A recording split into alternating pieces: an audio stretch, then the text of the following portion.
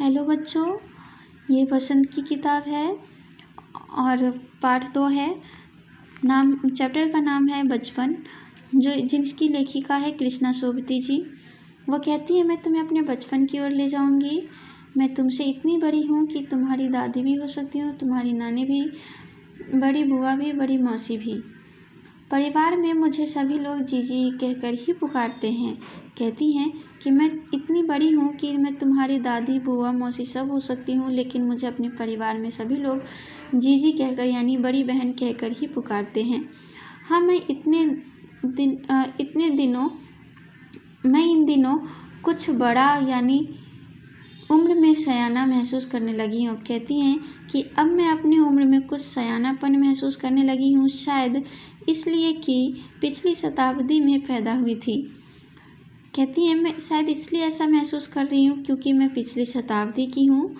मेरे पहनने ओढ़ने में काफ़ी बदलाव आए हैं। पहले मैं रंग बिरंगे कपड़े पहनती रही हूँ, नीला, जामुनी, ग्रे, काला, चॉकलेटी। कहती हैं, मैं पिछली शताब्दी की हूँ। इस पिछली शताब्दी का मतलब होता है 100 साल पीछे, मतलब यानी कि जो उनकी उम्र है वो 100 साल हो चुकी है। वो पहले रंग बिरंगे कपड़े पहनती थी जिसका कलर नीला, जामुनी, ग्रे, काला, चॉकलेटी होता था। अब उनका मन ऐसा करता है कि सफ़ेद पहनो, गहरे नहीं, हल्के रंग का। अब कहती हैं कि मेरा मन ऐसा करता है कि मैं बस सफ़ेद रंग का ही कपड़ा पहनूं, जो कि गहरे रंग नहीं होने चाहिए, हल्के रंग की ही होनी चाहिए।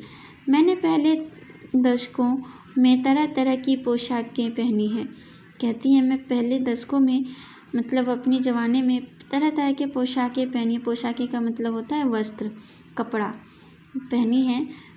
पहले फ्रॉक, फिर निकर वॉकर, स्कर्ट, लहंगे, गरारे और अब चूड़ीदार और घेरदार कुर्ते। कहती हैं, पहले मैं फ्रॉक, निकर वॉकर पहनती थी, स्कर्ट, लहंगे, गरारे और चूड़ीदार और घेरदार कुर्ते भी। बचपन के कुछ फ्रॉक तो मुझे अब तक याद हैं। बचपन में जो उन्होंने फ्रॉक पहने हैं वो उन्हें अब तक याद हैं। हल्की नीली और पीली घारी वाला फ्रॉक, गोल कॉलर और बाजू पर गोल फ्रॉक, एक हल्के गुलाबी रंग का बारीक चुन्नटों वाला घेरदार फ्रॉक, नीचे गुलाबी रंग की फ्रिल। कहती हैं कि एक हल्की नीली पीली घारी वाला फ्रॉक था जिसका भी कॉलर और बाजू पर भी गोल कफ लगा हुआ था। एक हल्के गुलाबी रंग का बारीक चुन्नटों वाला था घेरदार फ्रॉक, उसके नीचे गुलाबी रंग की फ्रिल लगी। फ्रिल होता है जो कि चुन्नटे जैसी रहती हैं, जो कि आजकल साड़ियों में बहुत चल रही हैं। उन दिनों फ्रॉक के ऊपर की जेब में रुमाल और बालों में इकराते रंग बिरंगे रिबन का चलन था। जब वो अपने ज़माने में कपड़े पहनती थी तो उन दिनों में फ्रॉक के ऊपर एक जेब होता था जिसमें रुमाल और रंग बिरंगे रिबन का बहुत ही चलन था। लेमन कलर का बड़े प्लेटों वाला गर्म फ्रॉक जिसके नीचे फर टकी थी। लेमन कलर का एक फ्रॉक रहता था, गर्म फ्रॉक जिसके नीचे की फर टकी हुई रहती थी। 2 ट्यूनिक भी याद है उन्हें, एक चॉकलेट रंग का और अंदर की कोटी प्याजी रहती थी। उनका जो ट्यूनिक था वो चॉकलेट रंग का रहता था और अंदर की कोटी जो रहती थी वो प्याजी रंग की। दूसरा ग्रे और उसके साथ सफ़ेद कोटी, और दूसरा जो रहता था वो ग्रे और सफ़ेद कोटी रहता था उसमें। मुझे अपने मोजे और स्कर्टिंग भी याद है। बचपन में हमें अपने मोजे खुद धोने पड़ते थे। वह नौकर या नौकरानी को नहीं दिए जा सकते थे, इसकी सख्त मनाही थी। उनके जो मोजे होते थे उन लोगों को खुद धोने पड़ते थे। वो नौकर नौकरानी को नहीं दिए जा सकते थे, इसकी सख्त मनाही थी। मतलब कि उनके घर वालों ने उन्हें मना किए होंगे कि मोजे हम नौकर नौकरानी को नहीं देना है। हम बच्चे इतवार की सुबह इसी में लगते और ये इतवार मतलब रविवार के सुबह इसी काम में सब बच्चे मिलके लग जाते थे।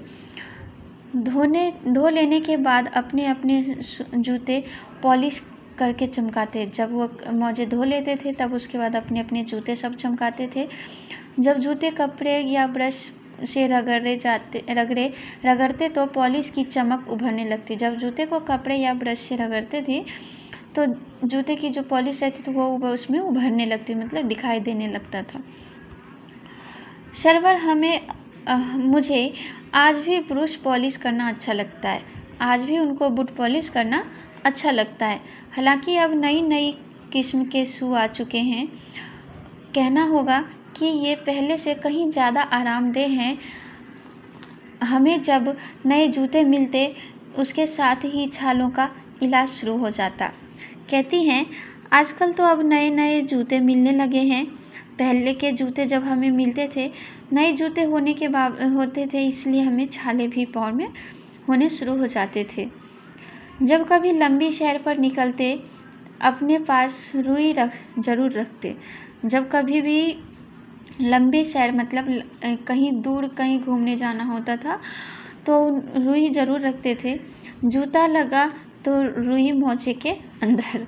जब जूता लगता था उनके सब बच्चों के पैर में तो मोजे के अंदर रुई को डाल लेते थे। हाँ, तुम्हारे बचपन में तो बहुत फ़र्क हो चुका है। कहती हैं तुम्हारे बचपन में तो बहुत अब फ़र्क हो चुका है।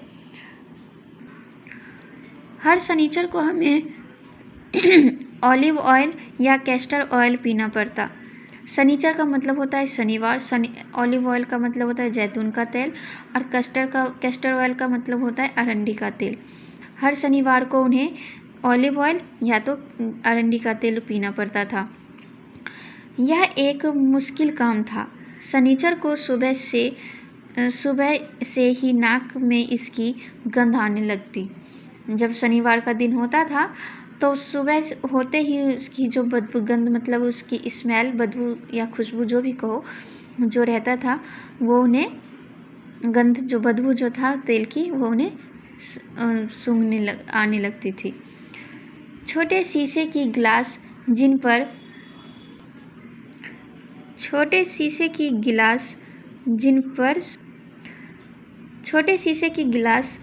जिस पर ठीक खुराक के लिए निशान पड़े रहते, उन्हें देखते ही मितली होने लगती। मतलब जब शीशे की गिलास को देखते ही उन लोगों को मितली यानी कि चक्कर जैसे होने लगते थे। मुझे आज भी लगता है कि अगर हम न पीते वह शनिवारी दवा तो कुछ ज़्यादा बिगड़ने वाला नहीं था, सेहत ठीक ही रहती।